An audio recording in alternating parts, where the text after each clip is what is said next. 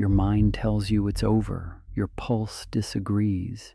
You build your days around this pattern, outpacing what happened by thinking faster, moving harder, never letting yourself slow down. You call it instinct, resilience, maybe even luck. But deep down, you know you're not just running towards something. You're running from whatever you never let catch up. Every time you say you're fine before you even check, the distance grows. The world sees you as the one who absorbs the shock, never flinches, never drops the weight. But the cost doesn't show up in your mind first. It waits, quiet and patient, in the moments no one else sees, like the way your hands press flat against the desk, waiting for your pulse to settle long after the noise is gone. Stay with this until the end, and you'll see the exact moment your body started scripting your choices, and why it's the one pattern you can't outthink. You realize you haven't actually felt safe in years, only numb. The building is empty and the lights are low. You're still at your desk, hours after everyone else has left, scanning emails you've already read. The silence isn't peaceful. It's loaded, thick with everything you didn't say. Your shoulders haven't dropped since the last meeting. You catch yourself replying "all good" to a message before you even register the tension in your jaw.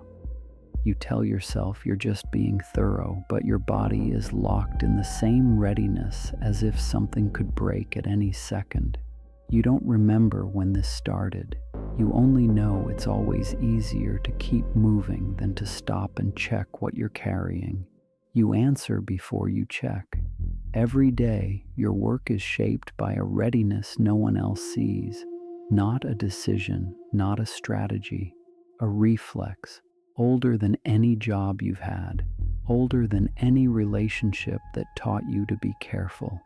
You agree to take on another project without pausing, because the discomfort of saying no lands in your chest before the words reach your mouth. You catch yourself holding your breath at the desk, not because something is wrong, but because your body never received the signal that it's safe to stop bracing. This is the part that's hard to explain to someone who hasn't felt it. Your nervous system doesn't know the difference between a difficult email and a genuinely dangerous moment. It responds the same way to both. The alarm is always on. The readiness never fully lifts. And so you move through your days slightly ahead of yourself, scanning, absorbing, minimizing, before you even notice the impulse. A calendar alert flashes and you feel a spike of tension before you've read it. You rearrange your day to avoid a potential conflict and tell yourself it's just efficiency. It isn't. It's the same wiring that kept you safe once, running on a schedule that never got updated. You confuse silence with safety. You confuse stillness with danger. Your body keeps score even when your mind refuses. What once protected you, the constant vigilance, the habit of reading the room before entering it, the reflex to minimize your own needs before anyone notices them, now erodes your ability to feel safe anywhere. Not just at work, anywhere. You swallow the urge to speak up in a meeting, not because you're unsure, but because being visible feels like a risk your body won't let you take. You let a question go unanswered just to keep the room calm, and the tightness in your chest is the same tightness you felt at the desk long after everyone left. The exhausting part isn't the vigilance itself, it's that it's invisible. To everyone else, you're composed, capable, fine. Inside, you're running a constant background process, checking exits, managing reactions, calculating costs. There is no off switch. There is only the illusion of one. You can't relax when you're alone. You can't be honest when you're with others. You start doubting your own decisions, second-guessing every instinct, because you can't tell anymore if what you feel is real or just another old alarm firing in a room that's no longer on fire. You hesitate before sending a straightforward email, replaying every line. You wonder if you're being too much or not enough, or if the question even matters. The hesitation feels like caution. It isn't. It's a nervous system that learned a long time ago that getting it wrong had consequences, and never fully learned that those consequences are gone. Every choice starts to feel like a test you can't study for, and over time, you stop taking the test at all. You cancel plans you might have enjoyed, telling yourself you're just tired. You let your closest relationships stay just outside the line you never cross, not because you don't want closeness, but because closeness means being seen, and being seen still feels like exposure. The safe moment never comes. You wait for it. It doesn't come.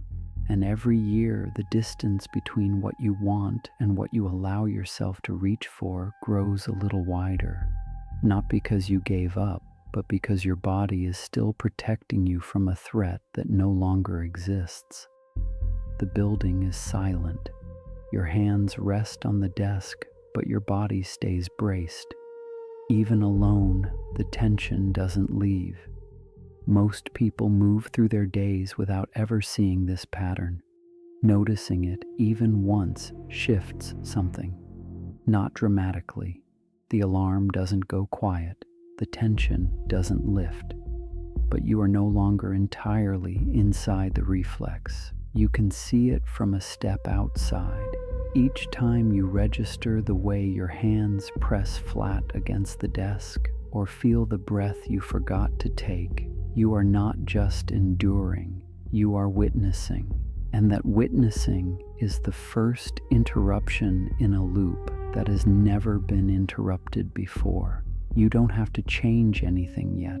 The building stays silent. Your body is still braced, but you are awake to it now in a way you weren't before.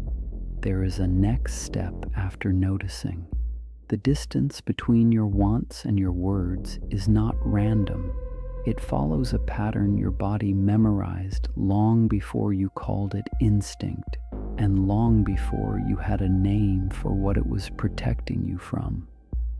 The free InnerCodex archetype reading below uses your birth date, birth time, and birthplace to map one of 144 archetypes, identifying the hidden structure beneath this pattern and where it first took hold.